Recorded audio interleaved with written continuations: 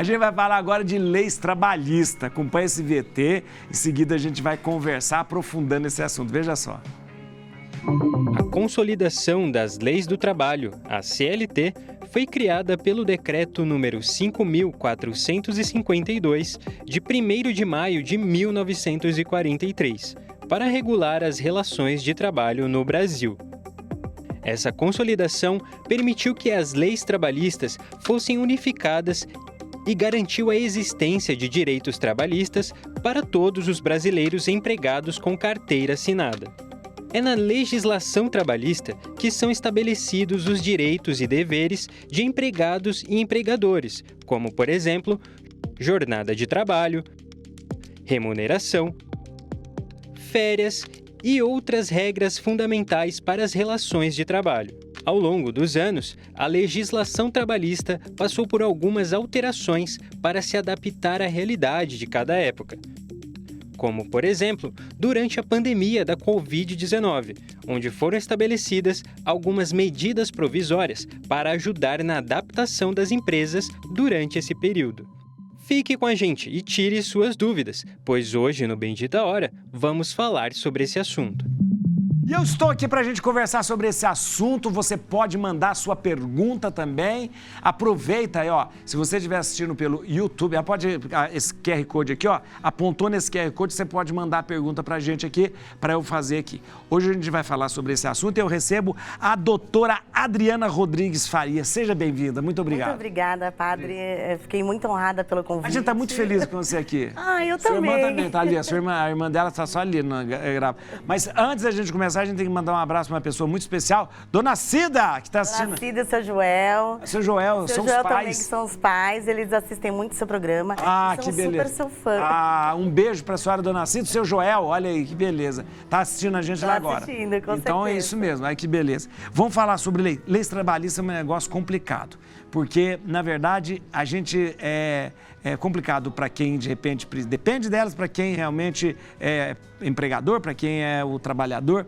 E é interessante lembrar, o Brasil tem um conjunto de leis trabalhistas muito, muito qualificado, não é? Exatamente. Além de ser qualificado, ela é rigorosa, né? Rigorosa. Vamos lá, a Constituição Federal, ela veio em 1988. E a CLT, que é a Consolidação das Leis do Trabalho, ela veio 43. em 1943. Getúlio Vargas. Ou seja, muitos anos, né? Após muitos anos que foi realmente regulamentado. É verdade. O direito tanto do empregado quanto do empregador, né? Que é o patrão. Agora, você fala, é muito interessante essa que você faz. A transição, que, 43 e 88. São quase 50 anos de diferença. Né? E realmente, quando foi feito lá em 43, era uma coisa de muita vanguarda. Exatamente. E durante esse período, nasceram, né, as leis complementares, as normas regulamentadoras,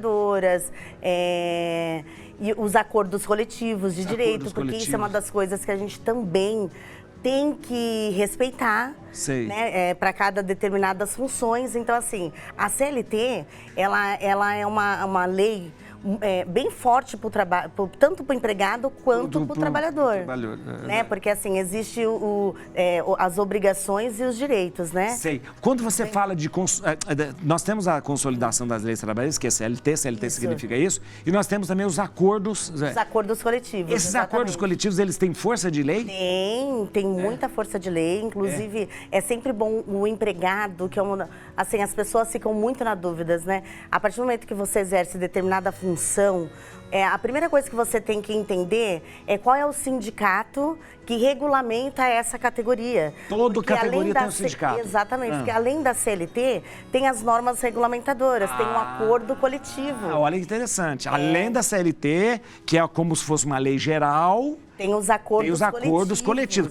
Cada categoria tem os seus acordos. Tem o seu acordo. E cada estado também. Cada estado representatividade, né? Por exemplo, Estado de São Paulo. Aí tem o seu sindicato que representa aquela categoria. E a o Estado do Rio de Janeiro é outra. E a categoria, por exemplo, ali que você vai definir o tempo de trabalho. Exatamente. A questão é aí sim. Embora já esteja em regra geral pela CLT, né, o trabalhador ele tem por obrigação, né, cumprir, numa regra geral, 44 horas semanais. 44 horas semanais. 8 horas diárias, 8 né? horas diárias, sei. E aí você pode também ter o descanso de 1 hora de almoço, que é muito importante. Nessas 8 horas, você pode ter 1 hora de descanso. 1 ou 2 horas de descanso, dependendo, porque tem que fracionar essas 44 horas semanais de trabalho. Às vezes o patrão, em vez de falar para cumprir 2 horas de refeição ou descanso, eles acabam concedendo pelo menos 1 hora. 1 hora. Um dos fatos mais importantes desse assunto, padre, é para as empregadas domésticas. Por quê? Elas estão ali. E aí elas almoçam e voltam a já exercer a sua função. E quando elas estão almoçando, seria horário de almoço? Horário de almoço, que teria por obrigação parar aí 1 hora de descanso, né? Olha aqui. A gente até brinca lá em... A gente brinca, eu sou de Santos, padre. Sei, ó. Lá em Santos a gente até brinca, né? Olha, desça, vai dar uma voltinha na praia, vai tomar uma água de coco na sua 1 hora. 1 hora, tem que cumprir. 1 hora, tem que cumprir, mas infelizmente... A gente tem uma pergunta para a doutora Adriana, veja só. Como contratar uma profissional para uma faxina quinzenal? Como fica o vínculo empregatício? Ah, sei. Esse negócio assim, ó. Você tem a questão de vínculo empregatício. O que é vínculo empregatício? Só para a pessoa entender. O vínculo empregatício é uma regra geral para o patrão, né? Que o trabalhador tem que ter o registro na carteira de trabalho. E esse é o vínculo empregatício. Sei. Com esse vínculo empregatício, abrange aí os direitos, né? Do empregado de ter o fundo de garantia. Mas tem você é funcionário que você não tem vínculo empregatício, no caso da faxineira. Nesse caso, a faxineira... Ela não tem vínculo empregatício. Então, depende, se for todo dia, aí entra lá na empregada doméstica. Agora, se for de forma eventual, a cada 15 dias uma vez, aí tudo bem. Aí ela é considerada, né? Você pode pagar diarista. Como contratar uma profissional para uma faxina quinzenal? Se de 15 em 15 dias ela vai fazer a faxina para você, não é vínculo... Você vai pagar a diária dela. Diária dela. Porque assim, se ela for toda semana? Aí sim, porque pela regra geral, o artigo, né, de lei 150 de 2015, que regulamentou as empregadas domésticas, por obrigação, acima de 2 dias, tem que ter o registro em carteira. 2 dias no mês? 2 dias na semana. Na semana? Na semana tem que ter o registro por exemplo, em carteira. Ela vai 2 vezes por semana. 2 vezes por semana. Já tem que ter. Não, acima de 2 dias. Então, 3 dias já tem que ter registro. Já tem que ter o registro em carteira. E aí, além do registro em carteira, você tem por obrigação de pagar todos os benefícios. Tudo? Tudo. Fundo de garantia, o INSS. Aí vem os auxílios, né? O Vale Alimentação, o Vale Transporte. Também. O Vale Alimentação é muito importante a gente até comentar, porque por muitas vezes o patrão, ele concede a alimentação. Você quer café? Na casa. Eu aceito, Fábio. Toma café assim. Você toma café com açúcar ou sem açúcar? Pode ser puro. Ai, meu Deus do céu. Ó, quase que o João Paulo quebrou as nossas xícaras aqui, mas eu vou tomar café aqui. Mas aí o Vale Alimentação, você estava falando do Vale Alimentação? O Vale Alimentação, ele é muito importante, porque tem patrão que não faz comida, né?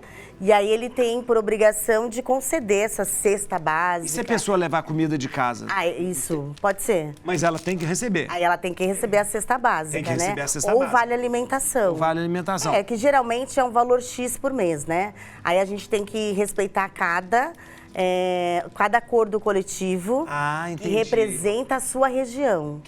Por exemplo, se a pessoa fala assim, não, eu não quero comer no restaurante que eu recebi o coisa, eu vou levar a comida de casa. Independe disso, mas ela tem que receber. Ela tem que receber, exatamente. Porque ela pode até economizar não comendo. Geralmente, padre, é isso que acontece, né? É claro que assim, quando elas trabalham as 44 horas semanais, de segunda a sexta, vai um exemplo, ou de segunda a sábado, diluindo essas 44 horas semanais, o patrão pode dar é alimentação em casa. Ah, pode dar. Isso, pode dar alimentação em casa. Porém, ela recebe o vale transporte e por muitas vezes uma cesta básica. Uma cesta auxílio, né? Ou uma cesta alimentação. Pode falar. Alguma coisa desse tipo. Tem muita... Olha aqui, a gente... deixa eu perguntar uma coisa. A questão das leis trabalhistas aqui no Brasil é diferente dos outros países? Ah, sim. É diferente porque cada país tem as suas regras, né? Cada país tem a sua Constituição. Estados Unidos não tem esse negócio de ter leis trabalhistas, né? É um acordo que o patrão faz com o funcionário. Né? Exatamente. No Brasil, isso não existe muito. Porque, infelizmente, tem que seguir uma lei. Tem que seguir uma lei. Sei. A CLT está aí, ela é de 1943, né? Isso. Então, cada trabalhador tem a sua função. Ele é regido... Você não pode ficar fazendo todas as funções no lugar que você foi contratado. Não pode. E aí seria o acúmulo de função, né? Vamos supor, uma copeira. Aí ela vai... Ela tem, Ela vai cozinhar, ela vai varrer, Isso. ela vai fazer acúmulo de função. Isso, aí seria os acúmulos de funções, né? Por isso que é importante a gente até falar dessas normas regulamentadoras, né? Sei. Ou até das leis complementares e dos sindicatos que representam essas Que leis categorias. complementares são essas? Por exemplo, a lei da empregada doméstica, dentre outras leis que vieram para determinar um regime de trabalho para aquele empregado. Uma das coisas importantes que a gente tem que sempre estar atento é a CLT. O que você, a sua função que você exerce, né? Para você ver quais são os seus direitos. Vamos supor, quando a pessoa ela é contratada pelo regime da CLT, ela tem vários benefícios. Como que a gente fala assim, você é seletista, é isso? Exatamente, com carteira registrada, ela tem muitos benefícios. Por quê? O empregado tem por obrigação de pagar o fundo de garantia, tem por obrigação de pagar o INSS, que é um seguro social. Vamos supor, se ela se acidentar, tiver um acidente de percurso durante o trabalho, ou um acidente de trabalho, ou uma doença, alguma coisa, ela está amparada pelo seguro social, que seria aí o INSS e ficar esse tempo afastado. Toma café, eu vou fazer uma pergunta, senão você vai tomar. Olha aqui, não existe muito essa coisa do empregador dizer assim, eu não vou assinar sua carteira porque fica mais barato para mim. Tem ainda isso?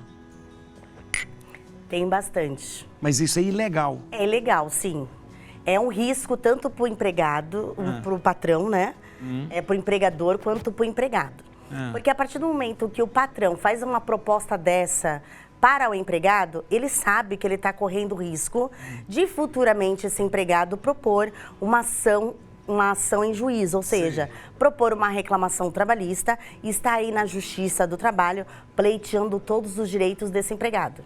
Porque embora seja de forma verbal, o trabalhador, ele foi contratado para exercer uma determinada função. E essa função está regida tanto pela CLT quanto pelas outras normas regulamentadoras. E deixa eu te falar uma coisa. E vamos supor, tem trabalhador que não é CLT, é pessoa jurídica, tal do freelancer também.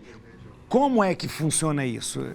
Então, é uma pergunta bem interessante, viu, padre? Porque o freelancer, ele tem que entender que o próprio nome diz, ele é freelance. Infelizmente, ele não está regido pela CLT, porque ele de forma eventual, vamos supor, ele é contratado por um evento aquelas 4 horas na semana. Isso. Né? Então, é esporádico. Então, não existe contrato, não existe nada. Existe um contrato, né, sim, entre as partes, que ele vai comparecer naquele local e exercer aquela determinada função. Só que ele é freelance, aquelas 4 horas, é só aquele evento. Mas, por exemplo, se um freelancer toda semana vai fazer alguma coisa, não pode configurar, de repente, vínculo? Se for toda semana ou várias vezes, aí sim configura. Vocês fazem muito freelancer, né? Faz, não faz? Se toda semana ficar aí no mesmo lugar, pode configurar. Porque aí o patrão, né, esse contrato aí de freelance, na verdade, ele está infringindo as regras trabalhistas, né? Porque o freelance, você faz então, como é que foi? Vocês assinam? Assinam um recibo? Assinam, mesmo um recibo, tem um contrato. É assim que funciona? Tem um... Hã? Mesmo, mas aí é pessoa jurídica. Então, aí como a MEI. pessoa jurídica... Aí é pessoa jurídica. Oi? É um contrato de prestação de serviço. Sei. A pessoa jurídica, quando você é contratada MEI pela não é pessoa... pessoa aí é jurídica, uma não. outra coisa, né? Mas aí então não é. Você vai lá. O Só freelance é uma pessoa... vamos supor, você vai participar de um evento, fazer um evento. Aqui, ó, eles são câmera. Foi lá, fez. Foi lá, no Exatamente. final, você assina um recibo que recebeu. Assina um recibo. Recebeu, recibo normal, né? Isso, perfeito. Isso é o freelance. Agora, quando você é contratado através de uma pessoa jurídica, aí sim existe um contrato entre as partes, né? O freelancer também pode existir um contrato, ou então um recibo para pagar aquelas horas, né? Agora, a pessoa jurídica... uma das coisas que a gente tem que avaliar muito bem quando você é contratado através de pessoa jurídica é se essa pessoa jurídica não está vinculada a uma determinada função regida pela CLT só para burlar as leis do trabalho, né? Assim, para... Entendi, para dar um truque. Mas, por exemplo, só uma última pergunta aqui. Você falou que assina por MEI. MEI é microempreendedor individual. Microempresário, isso. Microempresário. É considerado pessoa física ou jurídica o MEI? Não, o MEI é uma pessoa jurídica, exatamente. Pessoa jurídica. O interessante do MEI é que, pelas contribuições, né? Ele Porque você recolhe também no MEI, recolhe o INSS, exatamente. Recolhe todos os impostos devidos, né? Deixa eu te falar, muito obrigado. Olha que interessante. Olha, eu quero que você volte para a gente falar mais coisas aqui também. A sua irmã é o quê? É da vara de... A Luciana Faria. Ela faz área civil e família. Civil e família, o que é? Civil civil são as ações de indenizações, né? Ações de despejo, e família briga de vizinho. Família é divórcio, separação, divórcio, pensão alimentícia, exame de DNA. Olha! Inclusive com a pandemia, as pensões alimentícias aumentaram bastante. Então nós temos que fazer um programa sobre isso, viu? Olha que coisa. Muito bom. Muito bom. Muito bom. Eu queria agradecer, mas antes de agradecer, eu tenho que falar para você seguir a Adriana, olha aqui, ó, Adriana no Instagram. Atenção, @AdrianaFariaAdvogada, né? Isso. Atenção no Instagram. Ó, todas as dúvidas trabalhistas, todas as dúvidas. Eu tinha tanta dúvida aqui que eu fiquei atropelei ela toda hora aqui, mas as dúvidas trabalhistas que o pessoal pode entrar em contato com você? Pode.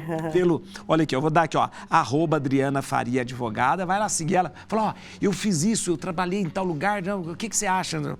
Ou então você acessa o site rodriguesfaria.adv.br. rodriguesfaria.adv.br. Esse aqui é do escritório de vocês. Isso, é do escritório, mas é sempre bom, padre, a gente ressaltar que se eles tiverem algumas dúvidas, procurar sempre um advogado de sua confiança ou o sindicato da classe. Sindicato da classe. Esse telefone eu posso dar? Esse é o telefone pessoal? É melhor não. Não, é o telefone pessoal dela, meu Deus, não pode. Isso. Não pode. No Instagram, né? Só Instagram, Adriana, verdade. Eu publico bastante... Adriana, não. Adriana Faria Advogada. Você publica bastante coisa? Ótimo, então começa a seguir lá, ó, @Adriana Faria Advogada, tá bom?